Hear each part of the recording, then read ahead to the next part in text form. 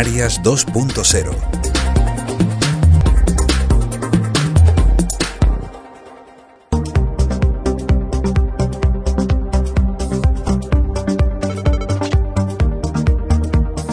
Científicos, científicas y cambio climático. Precaución en el mundo digital. Nuevo prototipo canario para detectar el Alzheimer. Conocemos qué es un insectario. El puerto, motor de la economía insular.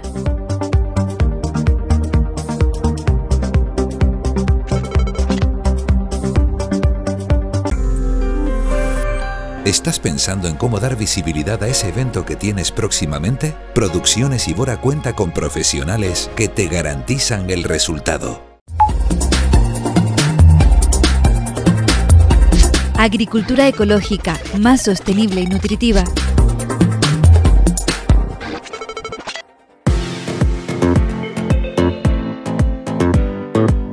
El cambio global está afectando al sector agrícola y la producción alimentaria. Si tomamos como referencia el año 1900, se calcula que alrededor del 75% de la diversidad de cultivos ha desaparecido de los campos de los agricultores. Los suelos de cultivo están cada vez más degradados y desalinizados por el uso excesivo de fertilizantes, pesticidas y plaguicidas. Entonces, el cambio global hace que el aumento de la temperatura, los periodos más largos de sequía, las inundaciones, sean más frecuentes. Por lo tanto, la fertilidad de los suelos está directamente afectada y, en consecuencia, por supuesto, la producción agrícola. Los Objetivos de Desarrollo Sostenible para 2030 de las Naciones Unidas señalan la necesidad de llevar a cabo un cambio profundo en el sistema agroalimentario mundial para alcanzar la sostenibilidad de los campos de cultivo y acabar con el hambre. Se debe potenciar cada vez más el desarrollo de modelos agroecológicos donde todos los factores ayudan a conservar y a respetar nuestro entorno y mantener nuestras tradiciones. Además, estudios recientes señalan que los campos donde se gestionan con modelos agroecológicos son mucho más resistentes frente a catástrofes climáticas. Además, la agricultura agroecológica ayuda a reducir la huella de carbono al fomentar el aprovechamiento y reutilización de los residuos agrarios y ganaderos. Residuos del sector primario que, gestionados de forma adecuada, pueden aplicarse de nuevo como un aporte nutricional y microbiota a los suelos de cultivo. Un ejemplo de modelo agroecológico es esta finca donde nos encontramos aquí en Tenerife, en Valleguerra, que es la finca La Vizcaína. La finca La Vizcaína es un terreno de 50.000 metros cuadrados, situado en una de las zonas más fértiles de la isla y que está dedicada íntegramente al cultivo de productos ecológicos. Desde el año 2007 cultivan de manera natural, sin emplear productos químicos de síntesis u organismos genéticamente modificados. Este tipo de agricultura agroecológica también reduce la emisión de gases invernadero. Los gases de efecto invernadero dentro del sector agrícola son importantes, pero sin embargo en nuestras islas no es los que más producen este tipo de gases a la atmósfera, ¿no? Que son fundamentalmente el sector de transportes y de electricidad. Mercedes Hernández dirige el Servicio de Fertilidad de Suelos y Nutrición Vegetal del Instituto de Productos Naturales y Agrobiología. Al frente de este servicio del IPNA-CSIC, centra su investigación en el estudio de la fertilidad de los suelos de cultivo de Canarias. Sus estudios certifican las ventajas del modelo agroecológico. En nuestro grupo de investigación, en el año 2018, hicimos un estudio en el IPNA, en colaboración con la empresa Fanegada Medio Ambiente, en la cual estudiamos fincas de papaya y fincas de platanera que estaban tratadas con un modelo de agricultura ecológica y con un modelo de agricultura convencional. Y entonces comparamos y cuantificamos la huella de carbono. Y lo que obtuvimos es que las fincas tratadas de forma ecológica, esta fue una de ellas de las que se estudió, eran sumidero de carbono. Y sin embargo las fincas tratadas con modelos más convencionales o productos de síntesis, aportaban gases de efecto invernadero a la atmósfera.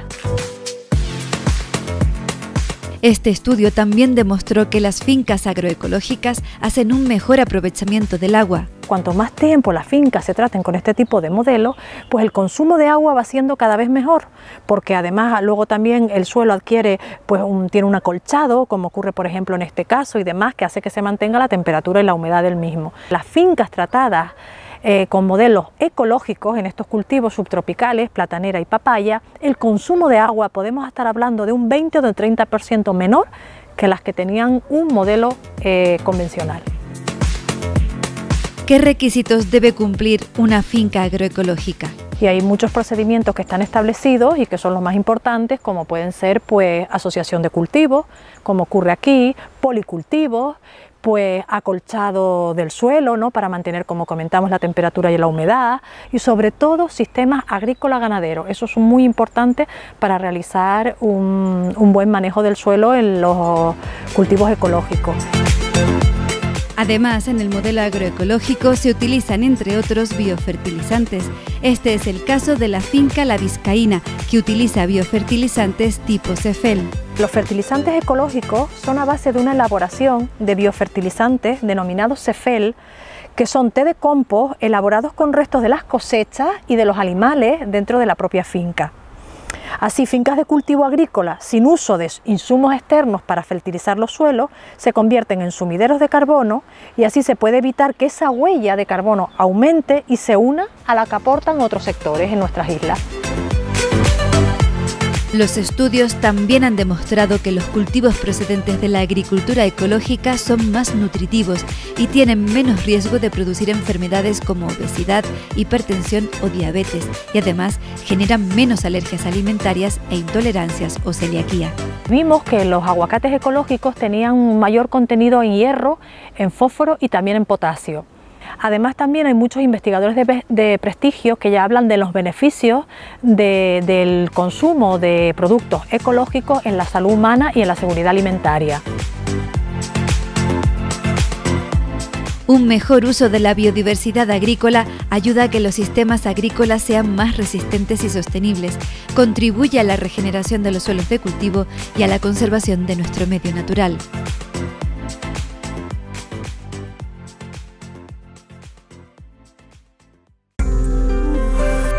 ¿Estás pensando en cómo dar visibilidad a ese evento que tienes próximamente? Producciones Ibora cuenta con profesionales que te garantizan el resultado.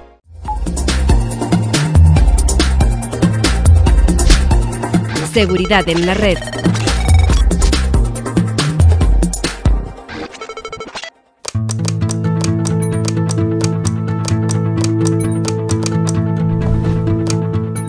Ponte en esta situación. Imagina que recibes un email en el trabajo en el que un gerente de tu empresa te solicita hacer una transferencia bancaria. Te indica que esta tiene que hacerse de manera urgente por una gran cantidad de dinero. Es algo muy inusual, pero ante la duda, haces la transferencia. Poco después se descubre que ese mensaje era falso y no se sabe a quién se le ha enviado ese dinero. Pone los pelos de punta, ¿verdad? Pues esta técnica está a la orden del día y han llegado a estafar a las empresas millones de euros así. Se denomina fraude del CEO y es un ciberataque basado en la ingeniería social. Es decir, nos manipulan con información falsa para que hagamos algo. Casi siempre ocurre de esta manera. El ciberdelincuente contacta con un empleado por email o incluso por teléfono. En esa comunicación se hace pasar por una persona con responsabilidad en la empresa y solicita que se haga una transferencia por una cantidad económica alta a un número de cuenta bancaria que nos facilita. Puede utilizar cualquier excusa: una factura pendiente a un proveedor, un pago por una inspección o una adquisición. Los principales trucos que utilizan son crear sensación de mucha urgencia y pedir discreción. La transferencia debe ser absolutamente confidencial. Además, suelen añadir que no podemos ponernos en contacto con esa persona que nos está solicitando el pago porque está en una reunión o porque va a coger un avión. Vamos, el crimen perfecto. Los atacantes se suelen informar antes de cómo funciona la empresa antes de lanzar esas estafas y además pueden crear una dirección de correo que se parezca mucho a la oficial o incluso suplantarla. Los ciberdelincuentes se aprovechan del miedo de su víctima, que en ese momento piensa que un superior le está pidiendo realizar una tarea que es muy importante y que es confidencial. Ojo, porque esto no es solamente cosa de grandes empresas. Cualquier negocio puede ser objetivo de esta técnica. Así que, ante una solicitud urgente fuera de lugar que pida confidencialidad, más vale confirmarlo. Keep safe.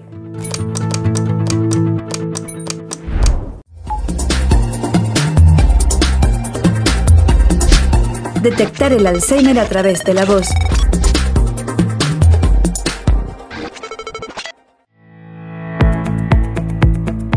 La enfermedad de Alzheimer no es una enfermedad fácil de diagnosticar. Inicialmente, el diagnóstico se realiza descartando que los síntomas del paciente correspondan a otros orígenes, realizando múltiples pruebas y apoyados por sistemas de neuroimagen como el TAC o la resonancia magnética. Otros métodos de detección son más invasivos, pero por muchas pruebas que se hacen, lo que no cambia es la dificultad para detectar el Alzheimer en etapas tempranas. Por lo general, se tarda de 2 a 3 años para acudir al médico después de la aparición de los primeros síntomas. Un proyecto impulsado por investigadores de la Universidad de Las Palmas de Gran Canaria, el proyecto Prognosis, trabaja para facilitar la detección del Alzheimer en etapas tempranas. Proponen desarrollar una herramienta no invasiva, automática, basada en el procesado digital de habla espontánea. Nosotros trabajamos en el análisis y caracterización del habla. Cuando nosotros hablamos, no solo comunicamos información del contenido del mensaje, sino es que además sabemos quién habla y además cómo habla, ¿no? Entonces, en ese sentido, en esos complementos de información que hay, esos canales de información adicionales, podemos hablar de emociones y también de salud. Lo que intentamos es objetivar medidas que tradicionalmente se perciben de forma subjetiva. Intentar tener una medida, un valor numérico de esos aspectos que pueden ser de interés clínico para los pacientes. En la línea del Alzheimer, pues estamos ya finalizando una primera herramienta que puede ser un prototipo para empezar a evaluarlo. La Universidad de Las Palmas de Gran Canaria ya ha patentado OT13, el nuevo método con el que contribuir a la detección de enfermedades neurodegenerativas. Esta solución solo necesita de una cámara y un ordenador para, mediante el análisis de las imágenes faciales, realizar el diagnóstico. El sistema analiza varios aspectos del habla, detectando así los procesos degenerativos que produce la enfermedad. Al utilizar el habla del paciente como fuente de información, este sistema permite incluso el diagnóstico de forma remota, lo cual aporta una mayor versatilidad y comodidad. La Universidad de Las Palmas de Gran Canaria tiene una patente para evaluar la presencia de patologías en la voz a partir de una única grabación. Simplemente con la grabación de una vocal A de forma sostenida, pues es posible tener 4 valores numéricos que cuantifican objetivamente características de la voz. Esto yo creo que es interesante porque abre la puerta a una nueva propuesta en el modelo asistencial. O sea, ahora mismo la pirámide poblacional se está invirtiendo, se van a ver muchas personas mayores, ¿verdad? Y el servicio de atención sanitario, pues quizás pueden verse un momento desbordado. Esto es una contribución más que en la línea de buscar herramientas que busquen un cribado, un first screening para detectar pacientes con patologías laringeas, con el tema del Alzheimer, que en un momento dado se puede estar realizando en los ambulatorios. Además de centrarse en el Alzheimer, este método de detección de patologías neurodegenerativas y enfermedades mentales quiere contribuir también al diagnóstico temprano de enfermedades como el Parkinson o el autismo. Esta línea de investigación ha sido financiada, ¿no? y es fruto de múltiples participaciones en proyectos financiados por convocatorias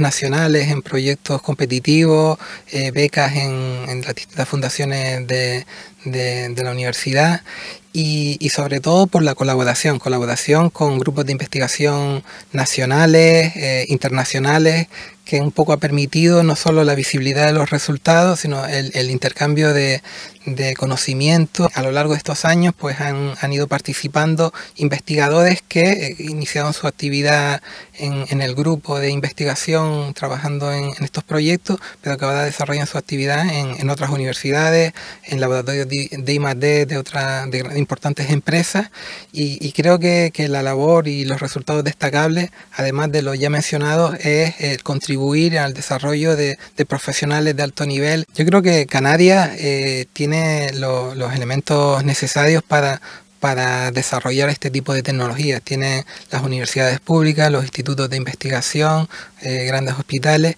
y después está la oportunidad de la digitalización, ¿no? Esto entra dentro de la transformación digital del ámbito sanitario, de todo lo que es la tecnología médica, ¿verdad?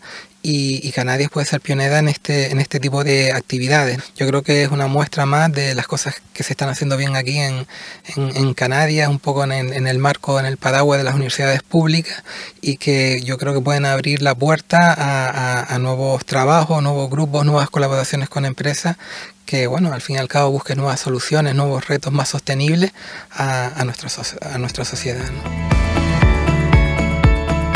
Universidad de Las Palmas de Gran Canaria, proyectando talento.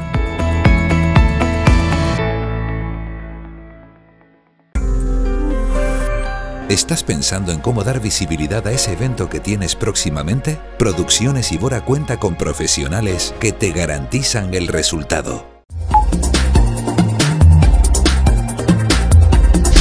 Cría de insectos para combatir plagas.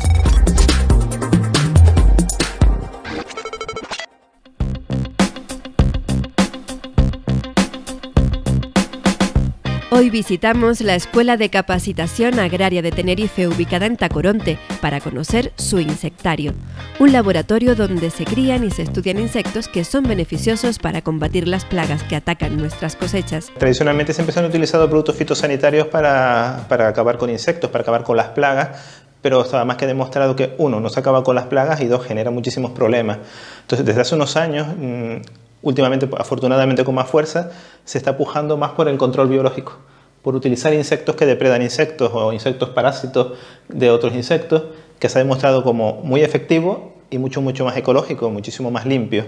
Nosotros desde la escuela lo que estamos tratando es, a nuestros alumnos les enseñamos, por supuesto, control químico también, porque tienen que saber de control químico, pero les enseñamos también control biológico, porque creemos que realmente no es una opción, va a ser el futuro. Ya la Unión Europea cada vez nos está prohibiendo más los productos fitosanitarios. Entonces, preparamos a nuestros alumnos para el futuro y también para la ecología. La idea del insectario, ¿cuál es? Criar insectos para que los alumnos lo vean. No es tanto hacer cría para nosotros hacer suelta en la escuela, sino realmente la labor es docente. Queremos que los alumnos vean los insectos, los manipulen y sepan que hay otras opciones de lucha que no solo sea la química. Entonces, en este insectario criamos 4 insectos beneficiosos, 4 insectos que están en Canarias, no traídos de fuera, que después pueden convertirse en un problema. Y realmente lo que intentamos es, 1, que aprendan, y 2, que vean que es sencillo. Por ejemplo, aquí podemos ver Nesidiocoris.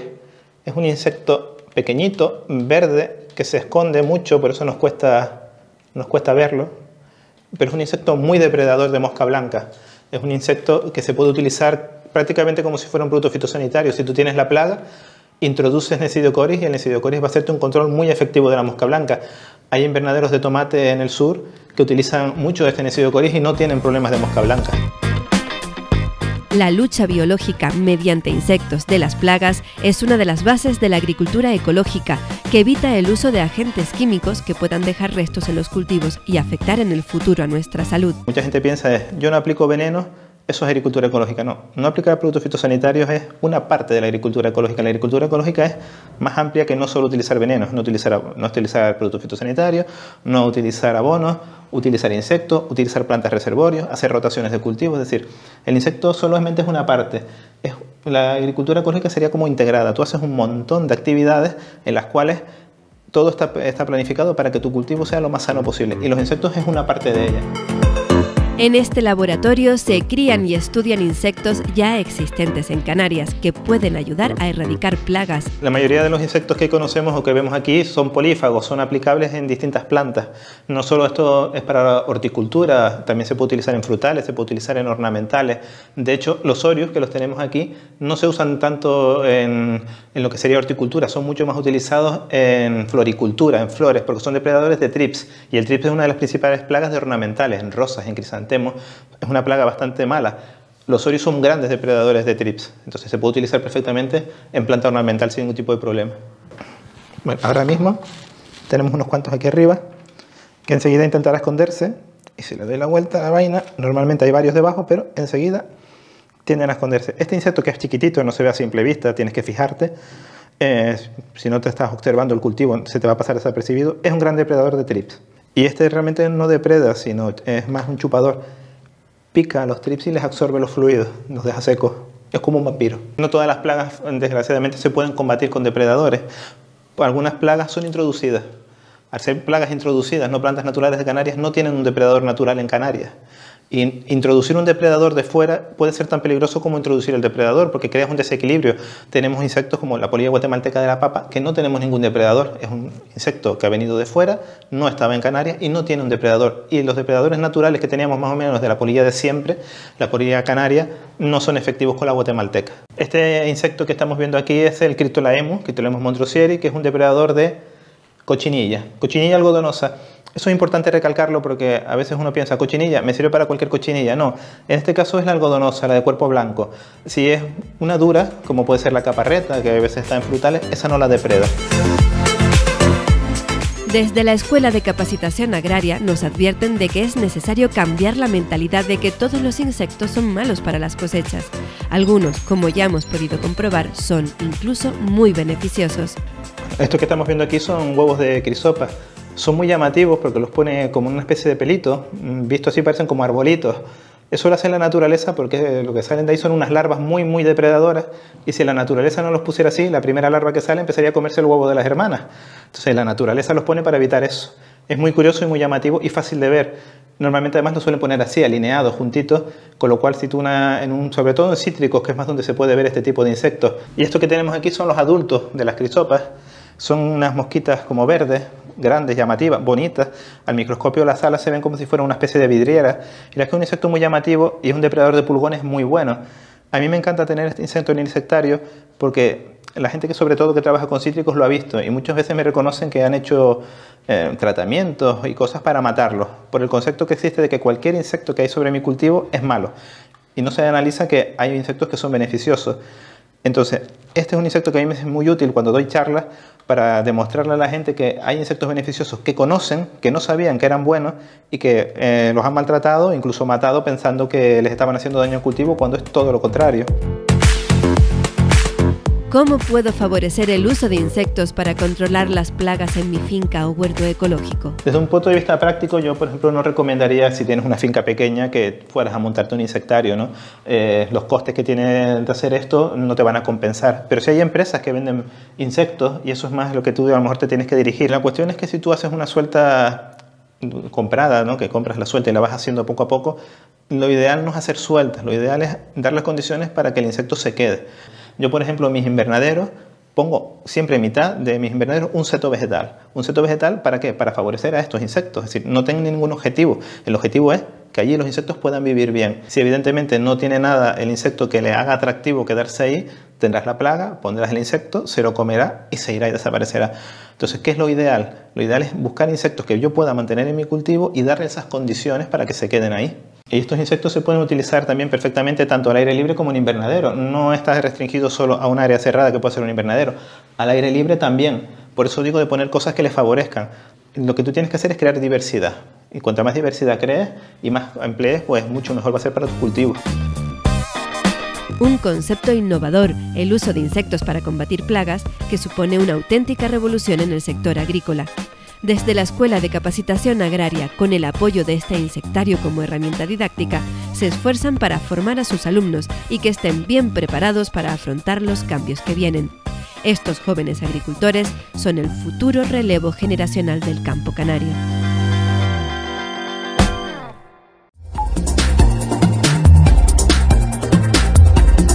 Asociación Tinerfeña de Reparaciones Navales.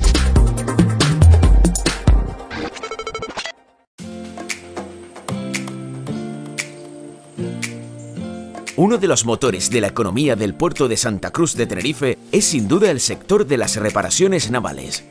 Por este motivo se constituye una asociación sectorial de la reparación naval en Tenerife llamada Atirenco Navalte, integrada en FEMETE.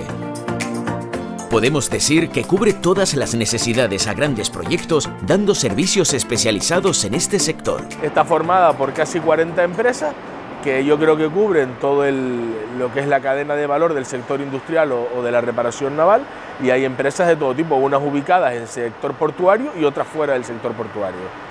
Atiren básicamente lo que hace es luchar por los intereses del sector de la reparación naval y mantenerse al día y mantener al día a todos los asociados de los cambios de normativa y bueno, de las distintas idiosincrasias de nuestro sector. Hay empresas de todo tipo, tenemos empresas de pintura, empresas de andamiaje, empresas de elevación de carga, empresas de submarinismo, empresas de trabajos verticales y, como no, empresas de soldadura y de mecánica. Un barco es como una pequeña ciudad y cuando tiene necesidades de toda índole, desde fontaneros, electricistas, pintores, mecánicos, soldadores, y un poco por eso es por lo que Atirén agrupa a todas esas empresas para dar el servicio lo más extenso posible, lo más completo posible a las embarcaciones. Su presidente, Nicolás Quintana, quiere dejar muy claro que el puerto es una parte de la industria tinerfeña y que debemos darle la importancia que se merece. En Canarias la industria está muy limitada. Si hablamos de Tenerife, más limitada todavía. Hay muy poquitas industrias. Vivimos prácticamente del turismo. Y yo siempre he dicho que el puerto es una de las empresas o de las industrias más importantes que tenemos en la isla. Es una empresa que llega desde San Andrés hasta el Auditorio, donde albergamos prácticamente cualquier actividad económica, ¿no? Y bueno, yo creo que la razón de ser de Santa Cruz como ciudad es por su puerto. De hecho, antes la ciudad era La Laguna y deja de ser ciudad de Tenerife por la importancia y por la actividad económica que genera el puerto. El puerto de Tenerife estuvo durante muchísimos años siendo el primer puerto de España en facturación y en movimiento de carga. Entonces, bueno, yo creo que es una señal o un indicador de la importancia que tiene para un pueblo un puerto. Lo que todo el mundo intenta es que haya mayor actividad portuaria, ¿no? Al final nosotros vivimos del tránsito de barcos, de que los barcos paren aquí a reparar. Es verdad que tenemos una limitación importante y es que en Tenerife no se cuenta con capacidad de varada en seco. Eso nos limita mucho el tipo de reparaciones que podemos hacer, pero bueno, aún teniendo esa limitación sí que sigue habiendo un mercado importante de reparación a flote, que es el que estamos intentando fomentar día a día y que cada vez prospere en mayor medida. Atirén con Navalte pone a disposición de sus asociados un variado y completo conjunto de servicios, desarrollando actividades formativas para la mejora del rendimiento y productividad de las empresas y sus trabajadores. Cada vez hay mayores exigencias en normativas, en cualificaciones, y eso nos está obligando a estar constantemente poniéndonos al día, renovándonos, renovando la formación de nuestro personal. Cada vez hay mayores exigencias y bueno, eso nos mantiene constantemente en marcha, ¿no? Es verdad que después de que desaparece de aquí el dique de Nubasa, que era donde se podía hacer varada en seco, hay un parón muy importante en la reparación naval en Tenerife, se sufre una crisis en el sector importantísima y bueno, ya hace unos años que hemos empezado a salir de ese lastre o de ese peso que nos dejó el perder el dique de Nubasa, y hemos empezado pues a retomar de nuevo la actividad naval, la actividad de la reparación, intentando especializarnos sobre todo en los servicios a buque, en fondeo y a flote. El personal es personal altamente cualificado, con además una cantidad de horas de formación encima inimaginables en las cosas más raras, desde soldaduras muy especiales hasta las condiciones en las que se suelda. Y bueno, y con eso es todo. Todo tiene una normativa, todo tiene una exigencia, todo tiene un protocolo y con ello todo tiene una formación que nuestro personal ha de hacer y aprobar para poder realizar los trabajos que nos demandan los buques. Atirén ha realizado acuerdos comerciales con diferentes empresas proveedoras de servicios a fin de que las empresas afiliadas a la comunidad puedan beneficiarse de condiciones económicas especiales. Todos los barcos tienen un interlocutor en tierra. Esa figura es el consignatario. El consignatario es el que recibe las demandas de la embarcación y después las traslada, según cuál sea la demanda, a quien corresponda. Todo lo que es reparación y atención de averías o de suministros mecánicos, pues siempre se delega en las empresas del sector de la reparación naval. Es muy raro que un barco trate directamente con las empresas locales. Casi siempre buscan un respaldo o un apoyo en tierra, que al final es el consignatario. El consignatario es la figura de un representante legal del buque en tierra, que además es el que tiene la información o controla todas las empresas locales para poder abastecer o dar servicio a las necesidades de los barcos. Las empresas que componen Atirén con Navalte son un grupo de empresas bastante relevantes, siendo las más importantes del sector de la reparación naval en Tenerife.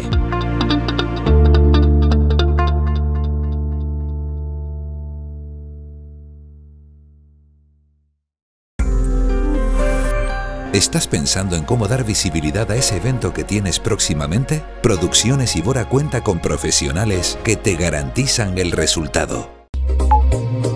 Canarias 2.0. Toda esta información y mucho más a través de nuestra página web y nuestras redes sociales.